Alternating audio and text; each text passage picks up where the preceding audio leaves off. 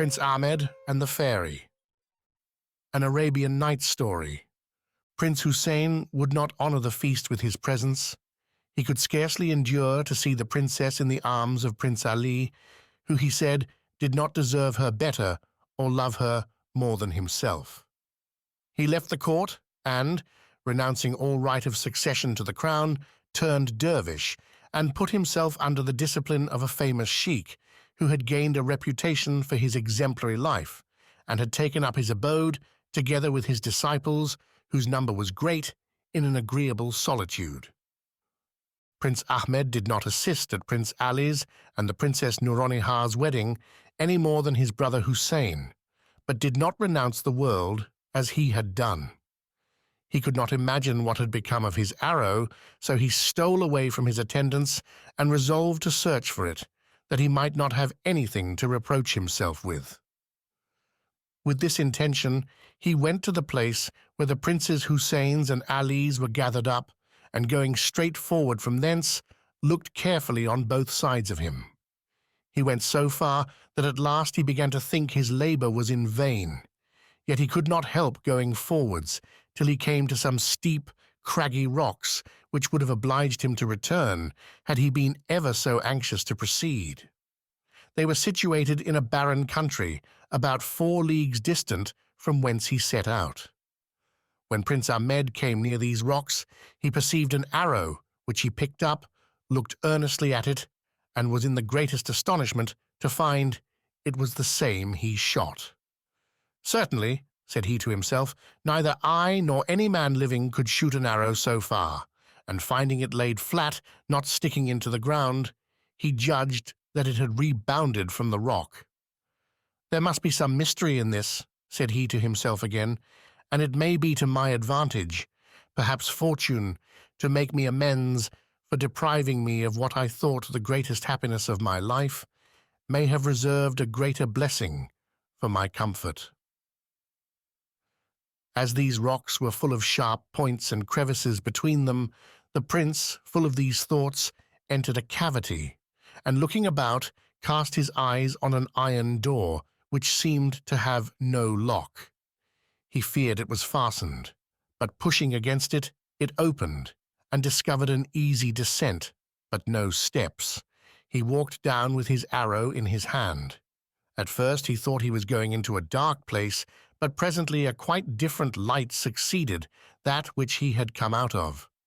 Coming upon a spacious square, 50 or 60 paces distant, he perceived a magnificent palace. But he had not time to look at it, for at the same moment a lady of majestic air, and of a beauty to which the richness of her clothes and the jewels which adorned her person added nothing, advanced as far as the porch, attended by a troop of ladies, of whom it was difficult to distinguish which was the mistress. As soon as Prince Ahmed perceived the lady, he hastened to pay his respects, and the lady, on her part, seeing him coming, was beforehand with him. Raising her voice, she said, "Come near, Prince Ahmed, you are welcome."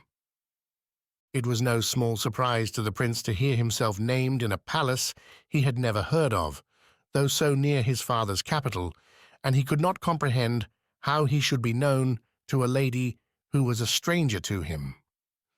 At last he returned the lady's salutation by throwing himself at her feet, and rising up again, said to her, "Madam, I return you 1,000 thanks for welcoming me to a place where I had reason to believe my imprudent curiosity had made me penetrate too far.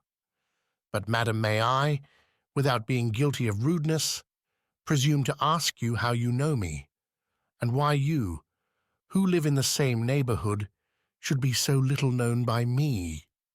"Prince," said the lady, "let us go into the hall. There I will gratify your request." After these words, the lady led Prince Ahmed into the hall, the noble structure of which, and the gold and azure which embellished the dome, and the inestimable richness of the furniture, appeared to him so wonderful that he had never in his life beheld anything like it, and believed that nothing was to be compared to it. "I can assure you," replied the lady, "that this is but a small part of my palace, and you will say so when you have seen all the apartments." Then she sat down on a sofa, and when the prince at her entreaty had seated himself, she said, "You are surprised, you say, that I should know you, and not be known by you. But you will no longer be surprised when I inform you who I am. You cannot be ignorant that the world is inhabited by genies as well as men. I am the daughter of one of the most powerful and distinguished of these genies, and my name is Pari Banu. Therefore I know you, the Sultan your father, the princes your brothers, and the Princess Nouronihar. I am no stranger to your love or your travels, of which I could tell you all the circumstances, since it was I myself who exposed for sale the artificial apple which you bought at Samarkand, the carpet which Prince Hussein met with at Biznagar, and the tube which Prince Ali brought from Shiraz. This is sufficient to let you know that I am not unacquainted with anything that relates to you. The only thing I have to add is that you seem to me worthy of a still better fortune than that of marrying the Princess Nouronihar. I was present when you drew your arrow, and foresaw it would not go beyond Prince Hussein's. I took it in the air, and made it strike against the rocks near which you found it. It is in your power to avail yourself of this favorable opportunity." As the fairy Pari Banu pronounced these words, Prince Ahmed began to consider that the Princess Nouronihar could never be his, and that the fairy Pari Banu excelled her infinitely in beauty and agreeableness, and so far as he could judge from the magnificence of the palace where she resided, in immense riches. "Madam," replied he, "should I, all my life, have had the happiness of being your slave, I should think myself the happiest of men. Pardon me my boldness, and do not refuse to admit into your court a prince who is entirely devoted to you." "Prince," answered the fairy, "as I have been a long time my own mistress, and am not dependent on my parents' consent, it is not as a slave that I would admit you into my court, but as my husband, pledging your faith to me. I am, as I said, mistress here, and must add that the same customs are not observed among fairies as among other ladies." Prince Ahmed made no answer, but was so full of gratitude that he thought he could not express it better than by coming to kiss the hem of her garment. "Then," answered the fairy, "you are my husband, and I am your wife. But as I suppose," continued she, "that you have eaten nothing today, a slight repast shall be served up for you, while preparations are making for our wedding feast this evening, and then I will show you the apartments of my palace, and you shall judge if this hall is the smallest part of it." And some of the fairies' women who came into the hall with them and guessed her intentions immediately went out, and returned presently with some excellent meat and wine. When Prince Ahmed had eaten and drunk as much as he wanted, the fairy Pari Banu took him through all the rooms, where he saw diamonds, rubies, emeralds, and all sorts of fine jewels, intermixed with pearls, agate, jasper, porphyry, and all kinds of the most precious marbles. Not to mention the richness of the furniture, everything was in such profusion that the prince acknowledged that there could not be anything in the world that could come up to it. "Prince," said the fairy, "if you admire so much my palace, which is indeed very beautiful, what would you say to the palaces of the chiefs of our genies, which are much more beautiful, spacious, and magnificent? I could also charm you with my garden, but we will leave that till another time. Night draws near, and it will be time for supper." The next hall into which the fairy led the prince, where the cloth was laid for the feast, was the only room the prince had not seen, and it was not in the least inferior to the others. He admired the infinite number of wax candles perfumed with amber, which formed an agreeable and pleasant sight. A large sideboard was set out with all sorts of gold plate, so finely wrought that the workmanship was much more valuable than the weight of the gold. Several beautiful women richly dressed, whose voices were ravishing, began a concert accompanied with all kinds of the most harmonious instruments he had ever heard. When they had sat down to table, the fairy Pari Banu took care to help Prince Ahmed to most delicious meats, which the prince had never heard of, but found so nice that he commended them in the highest terms, saying that they far surpassed those among men. He found also the same excellence in the wines, which neither he nor the fairy tasted till the dessert was served up, which consisted of the choicest sweetmeats and fruits. After the dessert, the fairy Pari Banu and Prince Ahmed rose from the table, which was immediately carried away, and sat on a sofa with cushions of fine silk, curiously embroidered with all sorts of large flowers at their backs, and a great number of genii and fairies danced before them. The days following the wedding were a continual feast, which the fairy Pari Banu, who could do it with the utmost ease, knew how to diversify by new dishes, new concerts, new dances, new shows, and new diversions, which were all so extraordinary that Prince Ahmed, if he had lived 1,000 years among men, could not have imagined. At the end of 6 months, Prince Ahmed, who always loved and honored the Sultan his father, felt a great desire to know how he was, and as that desire could not be satisfied without his absenting himself to go and hear it in person, he mentioned it to the fairy and desired she would give him leave. This discourse alarmed the fairy, and made her fear it was only an excuse to leave her. "My queen," replied the prince, "if you are offended at the leave I asked, I entreat you to forgive me, and I will make all the reparation I can. I did not do it with any intention of displeasing you, but from a motive of respect towards my father, whom I wish to free from the affliction in which my long absence must have overwhelmed him. Indeed, I have reason to think he believes me dead." "Prince," said she, "I am so fully convinced that I can depend upon your sincerity that I grant you leave to go, on condition that your absence shall not be long." Prince Ahmed would have thrown himself at the fairy's feet to show his gratitude, but she prevented him.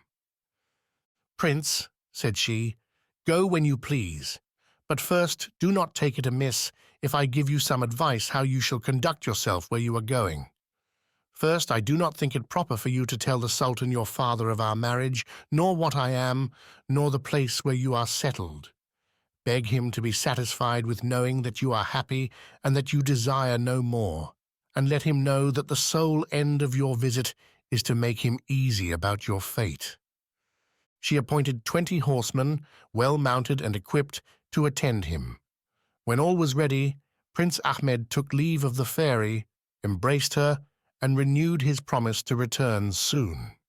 Then his horse, which was as beautiful a creature as any in the Sultan of the Indies' stables, was brought, and he mounted him with an extraordinary grace, which gave great pleasure to the fairy, and after he had bid her a last adieu, set out on his journey. As it was not a great way to his father's capital, Prince Ahmed soon arrived there. The people, glad to see him again, received him with acclamations, and followed him in crowds to the Sultan's palace. The Sultan received and embraced him with great joy, complaining at the same time with a fatherly tenderness of the affliction his long absence had been to him, which he said was the more grievous, since as fortune had decided in favor of Prince Ali his brother, he was afraid he might have committed some act of despair. "Sir," replied Prince Ahmed, "your Majesty knows that when I shot my arrow, the most extraordinary thing that ever befell anybody happened to me, that in so large and level a plain it should not be possible to find my arrow." Though thus vanquished, I lost no time in vain complaints, but to satisfy my perplexed mind, I gave my attendants the slip and returned back again alone to look for my arrow. I sought all about the place where Prince Hussein's and Prince Ali's arrows were found, and where I imagined mine must have fallen. But all my labor was in vain, until after having gone 4 leagues to that part of the plain where it is bounded by rocks, I perceived an arrow. I ran and took it up, and knew it to be the same which I had shot. Far from thinking your majesty had done me any injustice in declaring for my brother Prince Ali, I interpreted what had happened to me quite otherwise, and never doubted but there was a mystery in it to my advantage, the discovery of which I ought not to neglect, and which I found out without going further from the spot. But as to this mystery, I beg your majesty to let me remain silent, and that you will be satisfied to know from my own mouth that I am happy and contented. This was the only motive which brought me hither. The only favour I ask of your majesty is to give me leave to come often and pay you my respects and inquire after your health. Son, answered the Sultan of the Indies, I cannot refuse you the leave you ask me, but I would much rather you would resolve to stay with me. At least tell me where I may hear of you, if you should fail to come, or when I may think your presence necessary. Sir, replied Prince Ahmed, what your majesty asks of me is part of the mystery I spoke of.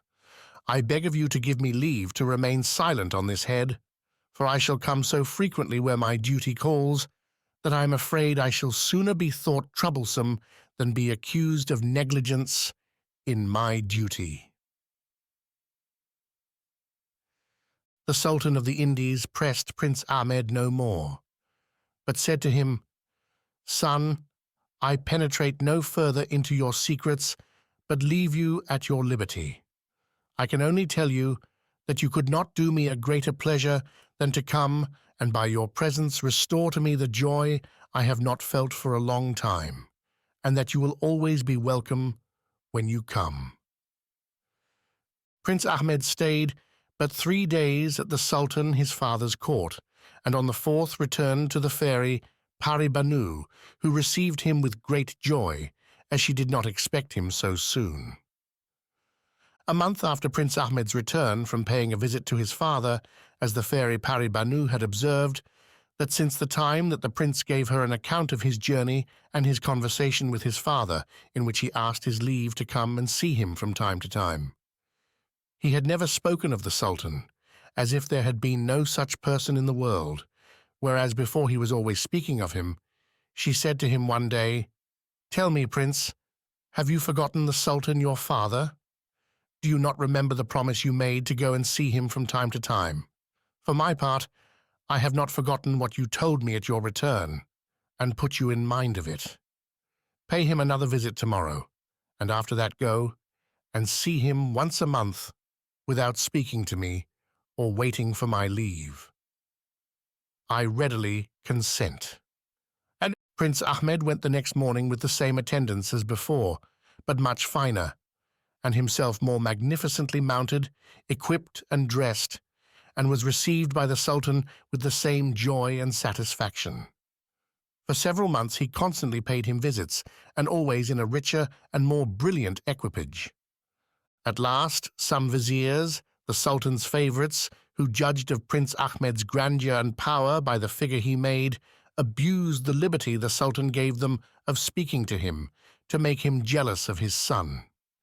They represented to him that it was but common prudence to know where the prince had retired, and how he could afford to live at such a rate, since he had no revenue or income assigned him, that he seemed to come to court only to brave him, and that it was to be feared he might stir up the people's favour and dethrone him. The Sultan of the Indies was so far from thinking that Prince Ahmed could be capable of so wicked a design as his favourites would make him believe, that he said to them, You are mistaken. My son loves me, and I am assured of his tenderness and fidelity.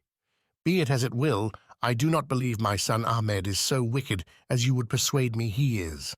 However, I am obliged to you for your good advice, and do not doubt that it proceeds from a good intention. The Sultan of the Indies said this, that his favourites might not know the impression their hints had made on his mind. He was, however, so much alarmed that he resolved to have Prince Ahmed watched, unknown to his Grand Vizier. For this end he sent for a sorceress, who was introduced by a private door into his room. My son Ahmed comes to my court every month, but I cannot learn from him where he resides, and I do not wish to force his secret out of him. But I believe you are capable of satisfying my curiosity without letting him or any of my court know anything of the matter. You know that at present he is here with me and is used to go away without taking leave of me or any of my court. Go immediately out on the road, find out where he retires, and bring me word."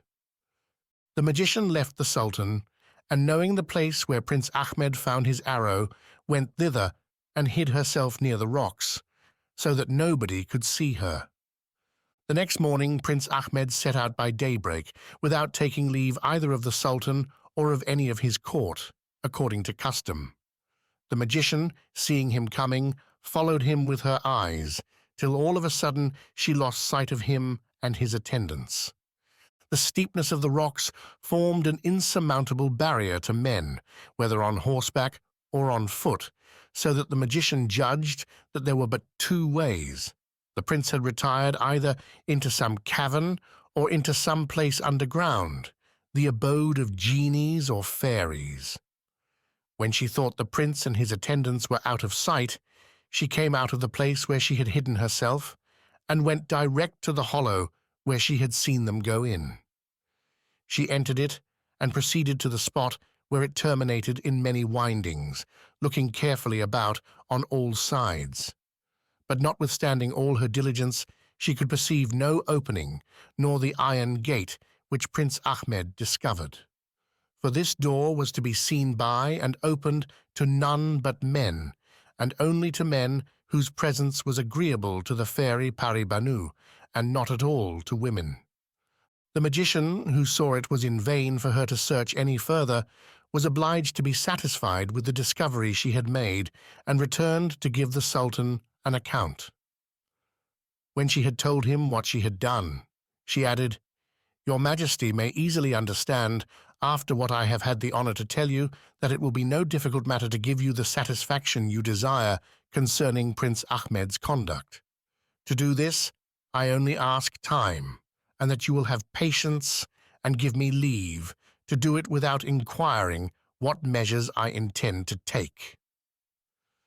The Sultan was very well pleased with the magician's conduct and said to her, "Do as you think fit. I will wait patiently."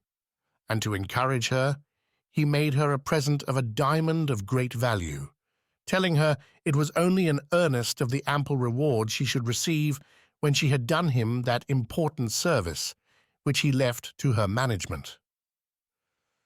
As Prince Ahmed, after he had obtained the fairy Pari Banu's leave to go to the Sultan of the Indies court, never failed once a month, and the magician knew the time, she went a day or two before to the foot of the rock where she had lost sight of the prince and his attendants, and waited there with a plan she had formed. The next morning, Prince Ahmed went out as usual at the iron gate with the same attendants as before, and passed by the magician, whom he knew not to be such. Seeing her lie with her head on the rock, complaining as if she were in great pain, he pitied her, turned his horse about, and went and asked her what was the matter and what he could do to relieve her. The artful sorceress, without lifting up her head, looked at the prince and answered in broken words and sighs, as if she could hardly fetch her breath, that she was going to the city, but on the way thither was taken with so violent a fever that her strength failed her, and she was forced to stop and lie down, far from any habitation and without any hope of assistance. "Good woman," replied Prince Ahmed, "you are not so far from help as you imagine. I am ready to assist you, and to convey you where you shall not only have all possible care taken of you, but where you will find a speedy cure. Only get up, and let one of my people take you." At these words, the magician, who pretended illness only to know where the prince lived, did not refuse the kind offer he made her so freely, and to show her acceptance rather by action than by word, she made many affected efforts to get up, pretending that her illness prevented her. At the same time, two of the prince's attendants alighted off their horses, helped her up, and set her behind another. They mounted their horses again and followed the prince, who turned back to the iron gate, which was opened by one of his retinue who rode before. When he came into the outer court of the fairy's palace, without dismounting, he sent to tell her he wanted to speak to her. The fairy Pari Banu came with all haste, not knowing what made Prince Ahmed return so soon. Not giving her time to ask him, he said, "My princess, I desire you would have compassion on this good woman," pointing to the magician, who was taken off the horse by two of his retinue. "I found her in the condition you see, and promised her the assistance she stands in need of. I commend her to your care, and am persuaded that you will not abandon her." The fairy Pari Banu, who had her eyes fixed upon the pretended sick woman all the time that the prince was talking, ordered two of the women who followed her to take her from the two men that held her up, and carry her into the palace and take as much care of her as they could. Whilst the two women executed the fairy's commands, she went up to Prince Ahmed, and whispering in his ear said, "Prince, I commend your compassion, which is worthy of you, but give me leave to tell you that I am afraid it will be but ill rewarded. This woman is not so ill as she pretends to be, and I am very much mistaken if she is not sent hither on purpose to cause you great trouble. But do not be concerned. Let what will be devised against you. Be persuaded that I will deliver you out of all the snares that may be laid for you. Go and pursue your journey." This discourse of the fairies did not in the least alarm Prince Ahmed. "My princess," said he, "as I do not remember I ever did, or designed to do, anybody an injury, I cannot believe anybody can have a thought of doing me one. But if they have, I shall not forbear doing good whenever I have an opportunity." So saying, he took leave of the fairy, and set out again for his father's capital, where he soon arrived, and was received as usual by the Sultan, who restrained himself as much as possible to disguise the trouble arising from the suspicions suggested by his favourites. In the meantime, the two women to whom the fairy Pari Banu had given her orders carried the magician into a very fine apartment, richly furnished. First, they set her down upon a sofa, with her back supported with a cushion of gold brocade, while they made a bed, the quilt of which was finely embroidered with silk, the sheets of the finest linen, and the coverlid cloth of gold. When they had put her into bed, for the old sorceress pretended that her fever was so violent that she could not help herself in the least, one of the women went out, and soon returned again with a china cup in her hand full of a certain liquor, which she presented to the magician, while the other helped her to sit up. "Drink this," said she. "It is the water of the Fountain of Lions, and a sovereign remedy against all fevers whatsoever. You will find the effect of it in less than an hour's time." The magician, to dissemble the better, took it after a great deal of entreaty, as if she was very much averse to having it. But at last, taking the china cup and shaking her head, as if she did great violence to herself, swallowed the liquor. When she had lain down again, the two women covered her up. "Lie quiet," said she, who brought her the china cup, "and get a little sleep if you can. We will leave you, and hope to find you perfectly cured when we come an hour hence." The magician, who came not to act a sick part long, but only to discover Prince Ahmed's retreat, and what made him leave his father's court, being fully satisfied in what she wanted to know, would willingly have declared that the potion had had its effects then. So great was her desire to return to the Sultan and inform him of the success of her commission. But as she had been told that the potion did not operate immediately, she was forced to await the women's return. The two women came again at the time they said they should, and found the magician up and dressed and seated on the sofa. When she saw them open the door, she cried out, "Oh, the admirable potion! It has wrought its cure much sooner than you told me it would, and I have waited a long time with impatience to desire you to take me to your charitable mistress to thank her for her kindness, for which I shall always be obliged to her. Being thus cured as by a miracle, I had rather not lose time, but continue my journey." The two women, who were fairies as well as their mistress, after they had told the magician how glad they were that she was cured so soon, walked before her and conducted her through several apartments into a large hall, the most richly and magnificently furnished of all the palace.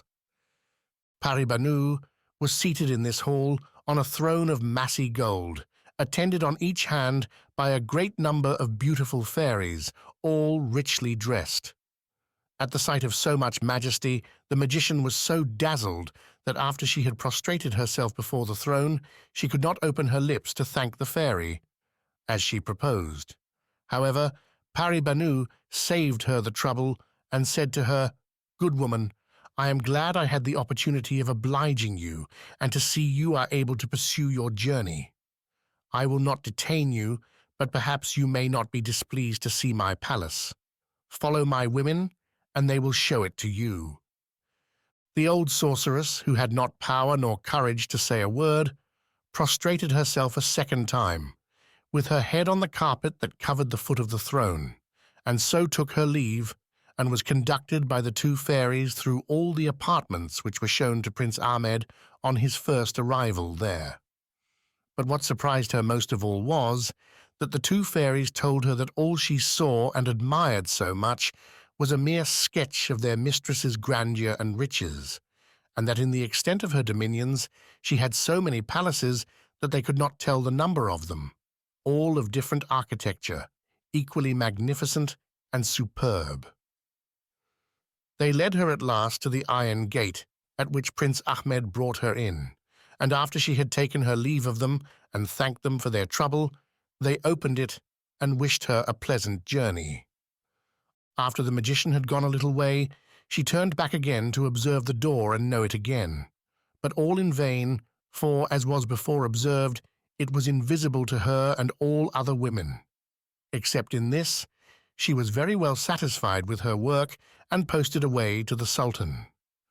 When she came to the capital, she went by a great many byways to the private door of the palace. The Sultan, being informed of her arrival, sent for her into his apartment, and perceiving a melancholy look on her countenance, he thought she had not succeeded, and said to her, "By your looks, I guess that you have not made the discovery I expected from you." "Sir," replied the magician, "your majesty must give me leave to represent that you ought not to judge by my looks whether or no I have acquitted myself well as regards the commands you were pleased to honor me with. The melancholy you observe proceeds from another cause than the want of success."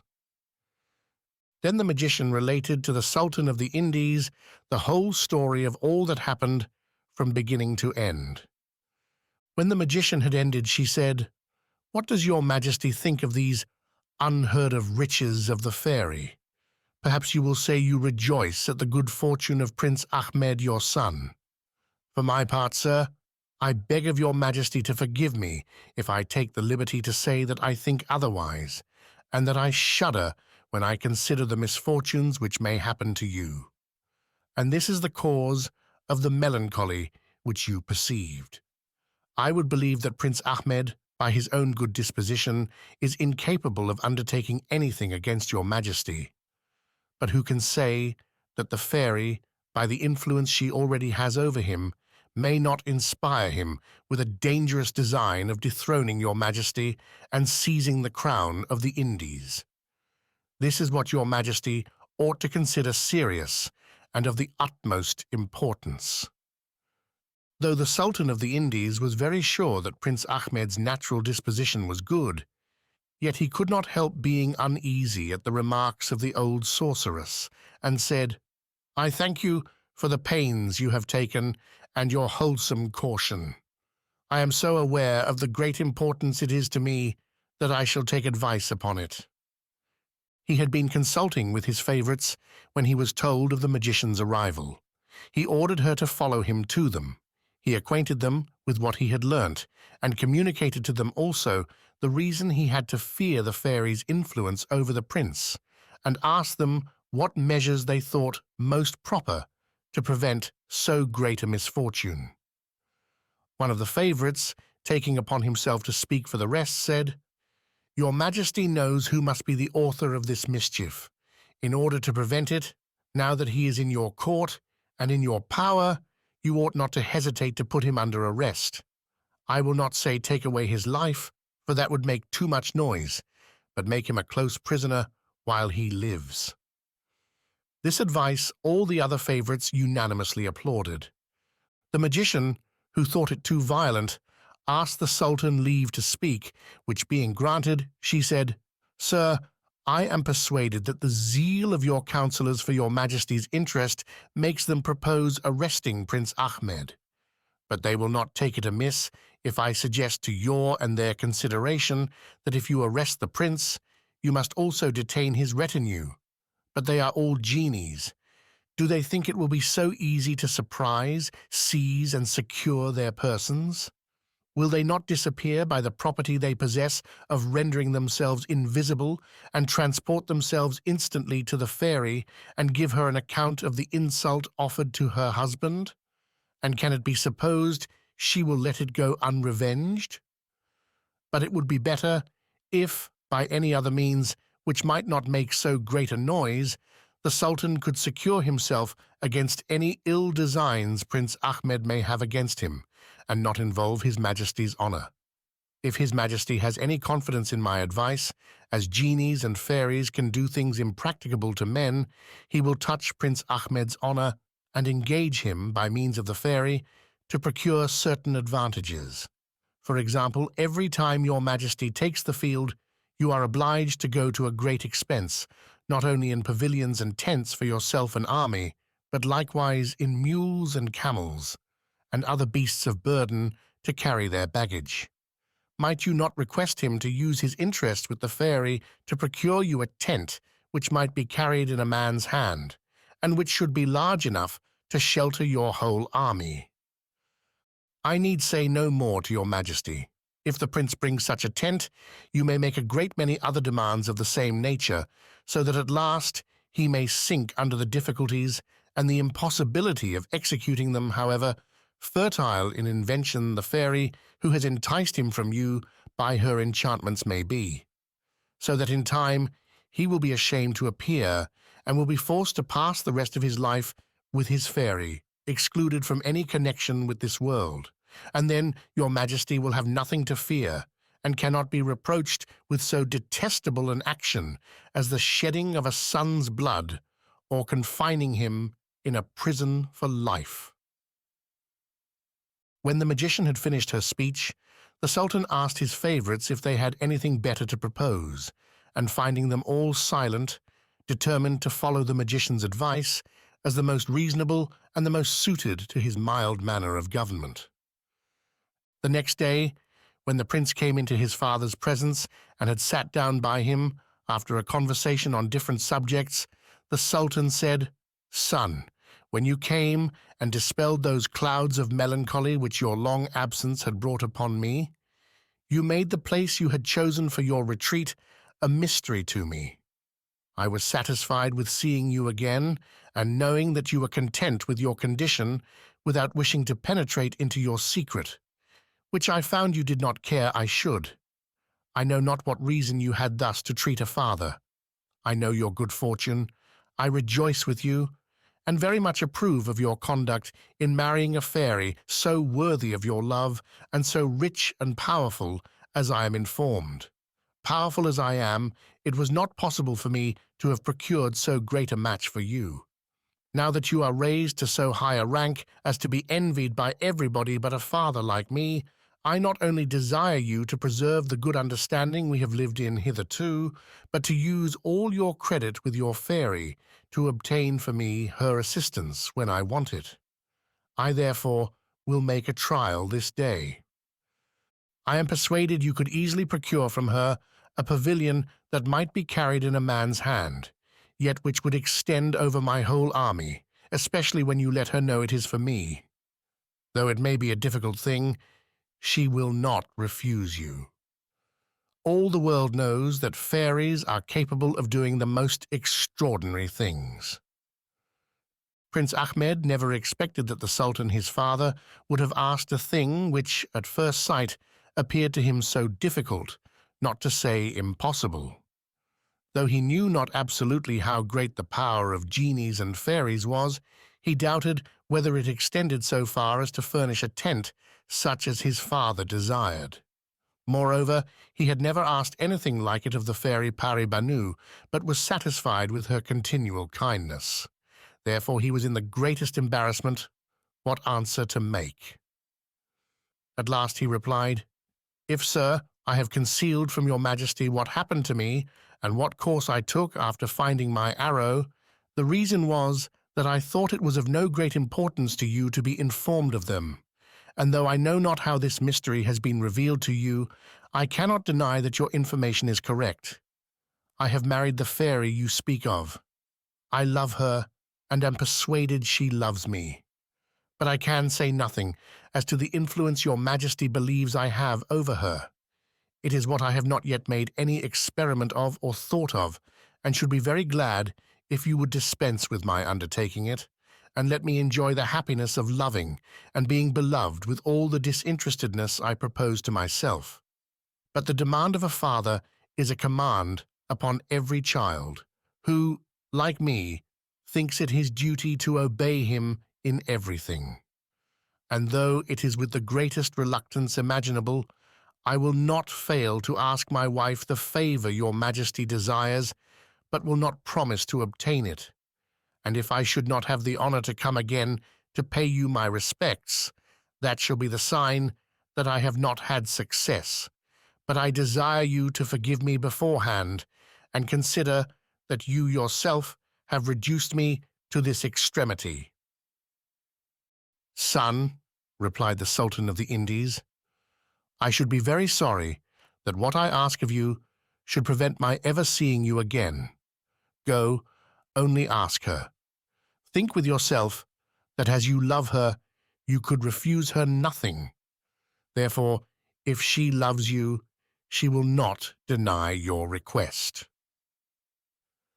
All this discourse of the Sultan of the Indies could not persuade Prince Ahmed, who would rather he had asked anything than the risk of displeasing his dear Pari Banu, and so great was his vexation that he left the court 2 days sooner than usual.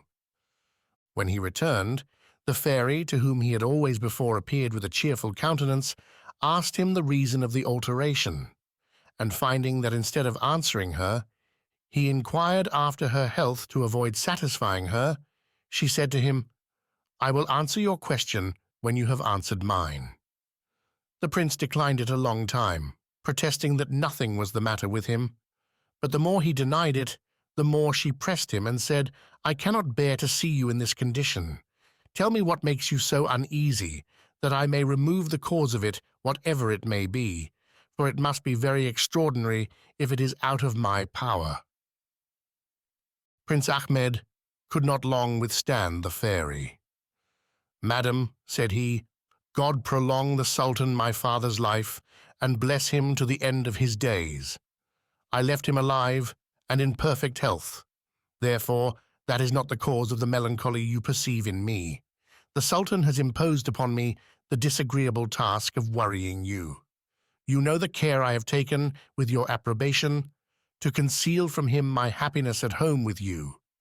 How he has been informed of it, I cannot tell." Here the fairy Pari Banu interrupted Prince Ahmed and said, "But I know. Remember what I told you of the woman who made you believe she was ill, on whom you took so much compassion. It is she who has acquainted the Sultan your father with what you took so much care to hide from him. I told you that she was no more sick than you or I, for after the 2 women whom I charged to take care of her had given her the water sovereign against all fevers, which, however, she had no occasion for, she pretended that the water had cured her and was brought to take leave of me, that she might go sooner to give an account of the success of her undertaking. She was in so much haste that she would have gone away without seeing my palace if I had not, by bidding my two women show it her, given her to understand that it was worth her seeing. But go on and tell me, what is the necessity your father has imposed on you, which has made you feel troublesome to me, which I desire you will be persuaded you can never be. Madam, pursued Prince Ahmed, you may have observed that hitherto I have never asked you any favour, for what, after the possession of so kind a wife, can I desire more? I know how great your power is, but I have taken care not to make trial of it. Consider then, I beg you, that it is not me, but the Sultan my father, who, indiscreetly as I think, asks of you a pavilion large enough to shelter him, his court and his army, from the violence of the weather when he takes the field, and yet small enough for a man to carry in his hand. Once more remember, it is not I, but the Sultan my father, who asks this favour. Prince, replied the fairy, smiling, I am sorry that so small a matter should disturb you and make you so uneasy. I see plainly two things have contributed towards it. One is the law you have imposed upon yourself to be content with loving me and being beloved by me, and to deny yourself the liberty of asking me the least favour that might try my power. The other, I do not doubt, whatever you may say, was that you thought what your father asked of me was out of my power. As to the first, I commend you for it, and shall love you the better if possible. And for the second, I must tell you that what the Sultan your father asks of me is a trifle, and upon occasion I can do much more difficult things. Therefore be easy and persuaded that far from feeling worried, I shall always take great pleasure in whatever you can desire me to do for your sake. Then the fairy sent for her treasurer, to whom she said, Nurgihan, which was her name, bring me the largest pavilion in my treasury. Nurgihan returned presently with a pavilion, which could not only be held, but concealed in the palm of the hand when it was closed, and presented it to her mistress, who gave it to Prince Ahmed to look at. When Prince Ahmed saw the pavilion, which the fairy called the largest in her treasury, he fancied she was joking, and his surprise appeared in his face. Pari Banu burst out laughing. "What, Prince!" cried she. "Do you think I jest with you? You will see presently that I am in earnest." Nurgihan, said she to her treasurer, taking the tent out of Prince Ahmed's hands, "Go and set it up, that the prince may judge whether the Sultan his father will think it large enough." The treasurer immediately went out from the palace and carried it to such a distance that when she had set it up, one end reached to the palace. The prince, so far from thinking it small, found it large enough to shelter 2 armies as numerous as that of the Sultan his father, and then said to Pari Banu, "I ask my princess 1,000 pardons for my incredulity. After what I have seen, I believe there is nothing impossible to you. You see," said the fairy, "that the pavilion is larger than your father may have occasion for, but you are to observe that it becomes larger or smaller according to the army it is to cover without being touched." The treasurer took down the tent again, reduced it to its first size, and brought it and put it into the prince's hands. He took it, and next day mounted his horse and went with the usual attendants to the Sultan his father. The Sultan, who was persuaded that such a tent as he asked for was beyond all possibility, was in great surprise at the prince's diligence. He took the tent and admired its smallness, but when he had set it up in the great plain and found it large enough to shelter an army twice as large as he could bring into the field, his amazement was so great that he could not recover himself. As he thought this might be troublesome in use, Prince Ahmed told him that its size would always be proportionate to his army. To outward appearance, the Sultan expressed great obligation to the prince, his son, for so noble a present, desiring him to return his thanks to the fairy Pari Banu, and to show what a value he set on it, he ordered it to be carefully laid up in his treasury. But within himself he became more jealous than ever, considering that by the fairy's assistance, the prince his son might perform things that were infinitely above his own power, notwithstanding his greatness and riches. And therefore, more intent upon his ruin, he went to consult the magician again, who advised him to request the prince to bring him some of the water of the Fountain of Lions. In the evening, when the Sultan was surrounded as usual by all his court, and the prince came to pay his respects among the rest, he said to him, "Son, I have already expressed how much I am obliged to you for the present of the tent you have procured me, which I look upon as the most valuable thing in my treasury. But you must do one thing more for me. I am informed that the fairy your wife makes use of a certain water called the water of the Fountain of Lions, which cures all sorts of fevers, even the most dangerous. And as I am perfectly sure that my health is dear to you, I do not doubt that you will ask her for a bottle of that water for me and bring it me as a sovereign remedy, which I may make use of when I have occasion. Do me this service and complete the duty of a good son towards a tender father." Prince Ahmed, who had believed that the Sultan his father would have been satisfied with so singular and useful a tent as that which he had brought, and that he would not have imposed any new task upon him which might hazard the fairy's displeasure, was thunderstruck at this new request, notwithstanding the assurance she had given him of granting him whatever lay in her power. After a long silence, he said, "I beg of your majesty to be assured that there is nothing I would not undertake to prolong your life, but I wish it might not be by means of my wife. For this reason, I dare not promise to bring the water. All I can do is to assure you I will ask her, but it will be with as great reluctance as when I asked for the tent." The next morning, Prince Ahmed returned to the fairy Pari Banu and related to her sincerely and faithfully all that had passed at the Sultan his father's court from the giving of the tent, which he told her he received with the utmost gratitude, to the new request he had charged him to make, and when he had done, he added, "But, my princess, I only tell you this as a plain account of what passed between me and my father. I leave you to your own discretion to gratify or reject this new desire. It shall be as you please." "No, no," replied the fairy Pari Banu. "Whatever advice the magician can give him, for I see that he hearkens to her, he shall find no fault with you or me. There is a great deal of wickedness in this demand, as you will understand by what I am going to tell you. The Fountain of Lions is situated in the middle of a court of a great castle, the entrance into which is guarded by 4 fierce lions, 2 of which sleep, while the other 2 are awake alternately. But let not that frighten you. I will give you means to pass by them without any danger." The fairy Pari Banu was at that time hard at work with her needle, and as she had by her several balls of thread, she took up one, and presenting it to Prince Ahmed, said, "First take this ball of thread. I will tell you presently the use of it. In the second place, you must have 2 horses, one you will ride yourself, and the other you will lead, which must be loaded with a sheep cut into 4 quarters and killed today. In the third place, you must be provided with a bottle, which I will give you to bring the water in.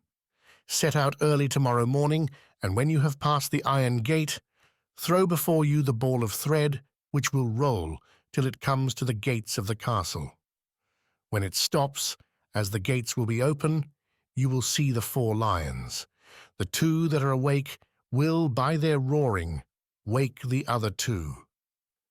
Be not frightened, but throw each of them a quarter of the sheep, and then clap spurs to your horse and ride to the fountain. Fill your bottle without alighting, and then return with the same speed. The lions will be so busy eating that they will let you pass." Prince Ahmed set out the next morning at the time appointed by the fairy, and followed her directions carefully. When he arrived at the gates of the castle, he distributed the quarters of the sheep among the 4 lions, and passing through the midst of them with haste, got to the fountain, filled his bottle, and returned as safe and sound as he went. When he was a little distance from the castle gates, he turned round, and perceiving two of the lions coming after him, he drew his sabre and prepared for defence. But as he went forward, he saw one of them turned off the road, and showed by his head and tail that he did not come to do him any harm, but only to go before him, and that the other stayed behind to follow. He therefore put his sword again into its scabbard. Guarded in this manner, he arrived at the capital of the Indies.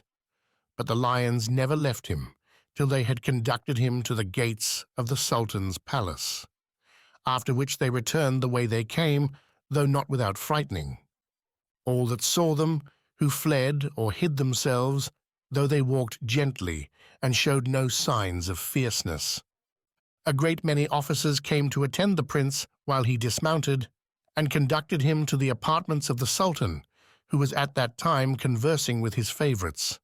He approached the throne, laid the bottle at the Sultan's feet, kissed the rich carpet which covered the footstool, and rising said, "I have brought you, sir, the health-giving water which your majesty so much desired to keep in your treasury, but at the same time wish you such health that you may never have occasion to make use of it."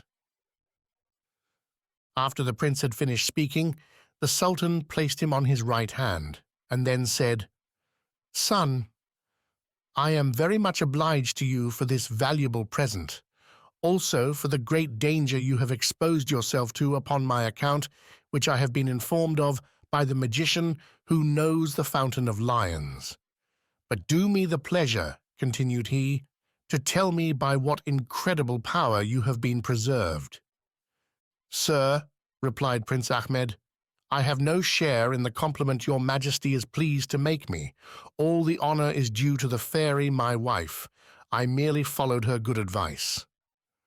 The Sultan showed outwardly all the demonstrations of joy, but secretly became more and more jealous, retired into an inner apartment, and sent for the magician.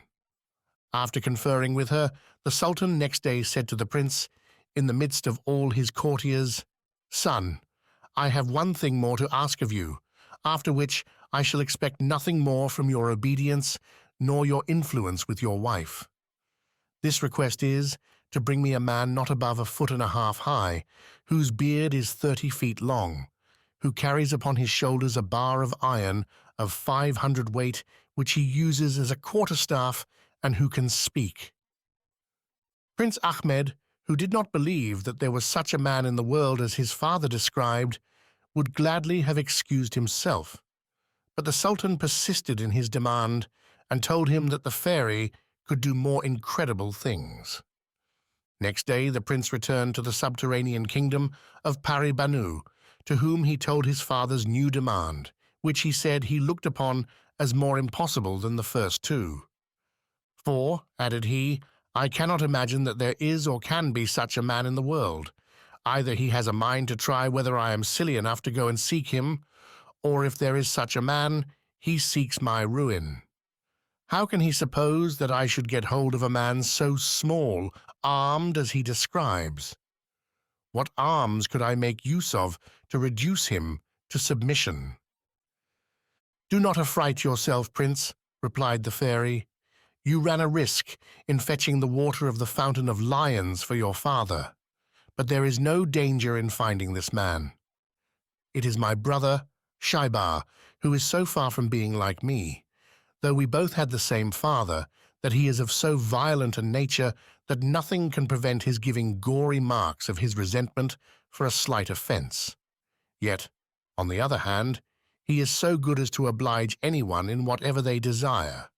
He is made exactly as the Sultan your father has described him, and he has no other arms than a bar of iron 500 pounds in weight, without which he never stirs, and which makes him respected. I will send for him, and you shall judge of the truth of what I tell you, and prepare not to be frightened when you see him." "What, my queen?" replied Prince Ahmed. "Do you say Shaibar is your brother?" Let him be ever so ugly or deformed, I shall love and honor him, and consider him as my nearest relation." The fairy ordered a gold chafing dish to be set with a fire in it under the porch of her palace, with a box of the same metal. Taking some incense out of this and throwing it into the fire, there arose a thick cloud of smoke. Some moments after, the fairy said to Prince Ahmed, "Prince, here comes my brother. Do you see him?" The prince immediately perceived Shaibar, who was but 1.5 feet high, coming gravely with his heavy bar on his shoulder.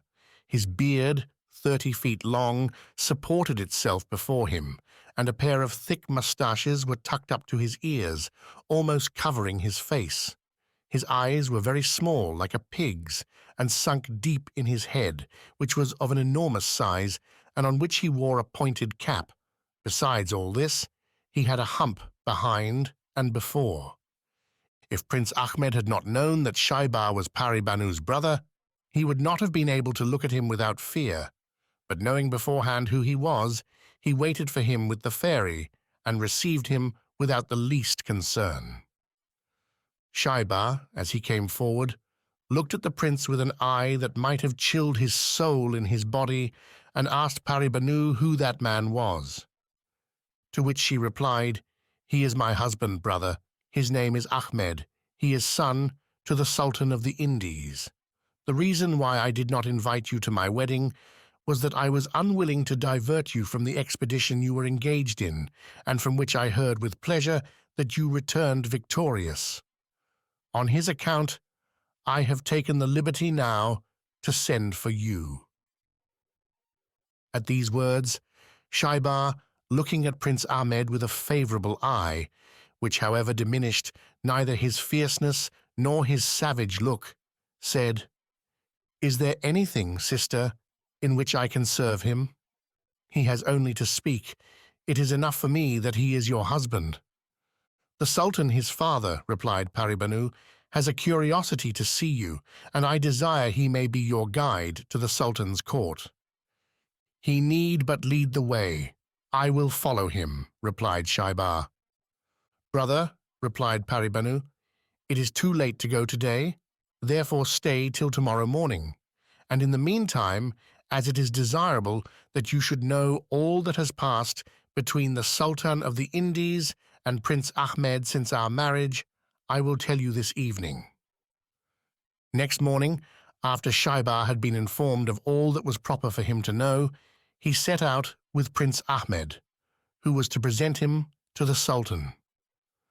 When they arrived at the gates of the capital, the people no sooner saw Shaibar than they ran and hid themselves in their shops and houses and shut their doors, while others took to their heels and communicated their fear to all they met, who did not wait to look behind them, but ran too, insomuch that Shaibar and Prince Ahmed, as they went along, found all the streets and squares deserted, till they came to the palace, where the porters, instead of preventing Shaibar from entering, also ran away, so that the prince and he advanced without any obstacle to the council hall, where the Sultan was seated on his throne giving audience. Here likewise the officers, at the approach of Shaibar, abandoned their posts. Shaibar, carrying his head erect, went fiercely up to the throne, without waiting to be introduced by Prince Ahmed, and accosted the Sultan of the Indies in these words: "You have asked for me. See, here I am. What do you want with me?" The Sultan, instead of answering, clapped his hands before his eyes and turned away his head to avoid the sight of so terrible an object. Shaibar was so much provoked at this uncivil and rude reception, after the Sultan had given him the trouble to come so far, that he instantly lifted up his iron bar, and saying, "Speak then," let it fall on his head, and killed him before Prince Ahmed could intercede in his behalf. All that he could do was to prevent his killing the Grand Vizier, who sat not far from him on his right hand, representing to him that he had always given the Sultan, his father, good advice. "These are they, then, said Shaibar, who gave him bad advice. And as he pronounced these words, he killed all the other viziers on the right and left, flatterers and favorites of the Sultan, who were Prince Ahmed's enemies. Every time he struck, he killed someone or other, and none escaped, but they, who not rendered motionless by fear, saved themselves by flight. When this terrible execution was over, Shaibar came out of the council hall into the midst of the courtyard with the iron bar on his shoulder, and looking at the Grand Vizier, who owed his life to Prince Ahmed, he said, "I know there is a certain sorceress who is a greater enemy of the prince my brother-in-law than all those base favorites I have chastised. Let her be brought to me at once." The Grand Vizier immediately sent for her, and as soon as she was brought, Shaibar said, knocking her down with his iron bar, "Take the reward of thy pernicious counsel and learn to feign illness again," and left her dead on the spot. After this, he said, "This is not enough. I will treat the whole city in the same manner if they do not immediately acknowledge Prince Ahmed, my brother-in-law, for their Sultan and Sultan of the Indies." Then all that were present made the air ring with the repeated acclamations of "Long life to Sultan Ahmed," and immediately afterwards he was proclaimed throughout the whole town. Shaibar made him be clothed in the royal vestments, installed him on the throne, and after he had made all due homage and fidelity to him, went and fetched his sister Pari Banu, whom he brought with great pomp, and made her acknowledged Sultaness of the Indies. As for Prince Ali and Princess Nouronihar, as they had no hand in the conspiracy against Prince Ahmed, nor knew of any such conspiracy, Prince Ahmed assigned them a considerable province, with its capital, where they spent the rest of their lives. Afterwards, he sent an officer to Prince Hussein to acquaint him with the change, and to make him an offer of whichever province he liked best. But that prince thought himself so happy in his solitude that he bade the officer return the Sultan his brother thanks for his kindness, assuring him of his submission, and saying that the only favor he desired was leave to live retired in the place he had made choice of for his retreat.